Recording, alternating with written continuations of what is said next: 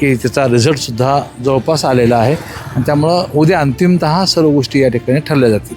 Shiv Sena, Bharatiya Janata party, NCP आणि रिपाई आम्ही चौघालाही हे मान्य झालेलं आहे आणि त्यामुळं जागा वाटपाचा फॉर्म्युला ठरलेला आहे. तुम्हाला अपेक्षित आहे तेच होईल आणि निश्चितपणे जनतेच्या मनात जे होतं ते होईल. जनरेटा हा आमच्या पाठीमागे खूप होता आणि त्यामुळं जनरेटापुढं आम्हाला ही युती करावी लागली.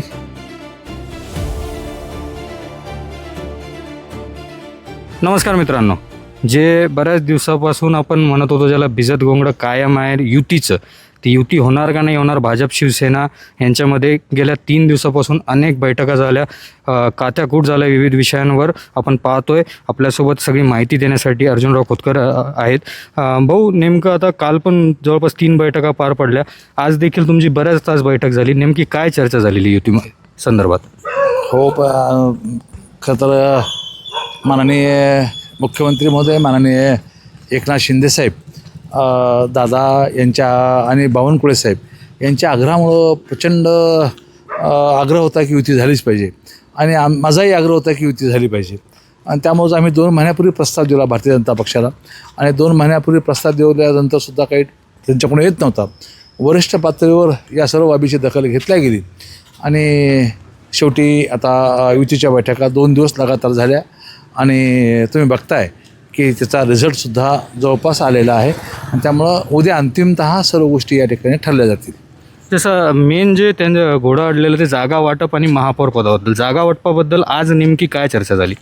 जागा वाटपाबद्दल संख्याबळावरती आम्ही या ठिकाणी आलेलो आहेत आणि संख्याबळ हे दोन्ही बाजूला, तिन्ही बाजूला म्हणजे मान्य झालेले आहेत. 4 बाजूला शिवसेना, भारतीय जनता पार्टी, NCP आणि रिपाई आम्ही चौघालाही हे मान्य झालेलं आहे आणि त्यामुळं जागा वाटपाचा फॉर्म्युला ठरलेला आहे. जसं एक स्थानिक आमदाराला थोडंसं एक झुकतं माप देण्यात येत असतं, तर तसं काही होणार किंवा अर्ध्यावर समसमान जागा वाटप असं काही ठरलं आहे का?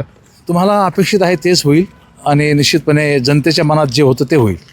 आता जसं आपण बघतोय की सोमवार आणि मंगळवार हे 2च दिवस राहिलेले उमेदवारांना की उमेदवारी अर्ज दाखल करण्यासाठी, ते उद्या जर कोडं उलगडलं नाही तर मग त्यांची खूप धर्मसंकट होईल.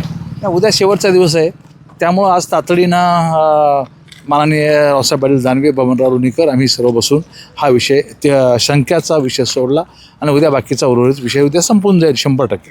जसं आता आपल्यामार्फत कार्यकर्त्यांना तसेच जालनेकरांना काय संदेश देऊ इच्छिता का आपण?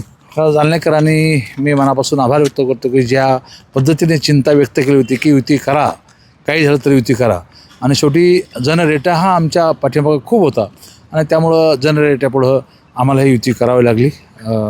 मी जनतेचे आभार मनापासून मानतो. त्यांनी युतीच्या पाठीमागे खंबीरपणे उभं राहावं.